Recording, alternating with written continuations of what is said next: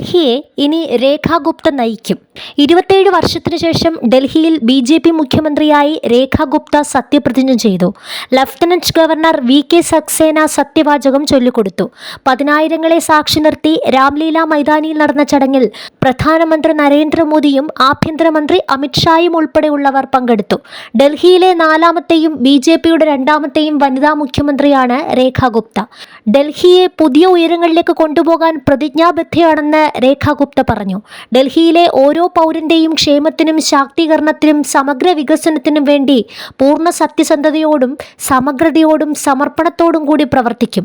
എന്നിൽ വിശ്വാസമർപ്പിച്ചതിന് പ്രധാനമന്ത്രിക്കും BJPയുടെ ഉന്നത നേതൃത്വത്തിനും നന്ദി അവർ പറഞ്ഞു.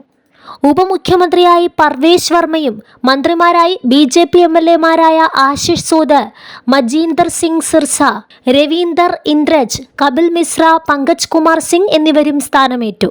20 സംസ്ഥാനങ്ങളിലെ മുഖ്യമന്ത്രിമാരും ഉപമുഖ്യമന്ത്രിമാരും ഡൽഹി തെരഞ്ഞെടുപ്പിൽ പ്രചാരണം നടത്തിയ മറ്റ് സംസ്ഥാനങ്ങളിൽ നിന്നുള്ള BJP നേതാക്കളും പ്രവർത്തകരും ചടങ്ങിനെത്തി. 50ലധികം സിനിമാ താരങ്ങളും വ്യവസായികളും പങ്കെടുത്തു. ബുധനാഴ്ച ചേർന്ന BJP നിയമസഭാ കക്ഷി യോഗമാണ് രേഖാ ഗുപ്തയെ മുഖ്യമന്ത്രിയായും പർവേഷ് വർമ്മയെ ഉപമുഖ്യമന്ത്രിയായും തെരഞ്ഞെടുത്തത്. 1974 ഹരിയാനയിലെ ജുലാനയിൽ ജനിച്ച രേഖാ ഗുപ്ത ചെറുപ്പത്തിലെ RSS ആശയങ്ങളിൽ ആകൃഷ്ടയായിരുന്നു. ബാങ്ക് ജീവനക്കാരനായ പിതാവിൻ്റെ ജോലി ആവശ്യാർത്ഥം കുഞ്ഞുനാളിലെ ഡൽഹിയിലെത്തി. പിന്നീട് ഇവിടം പ്രവർത്തന കേന്ദ്രമാക്കി.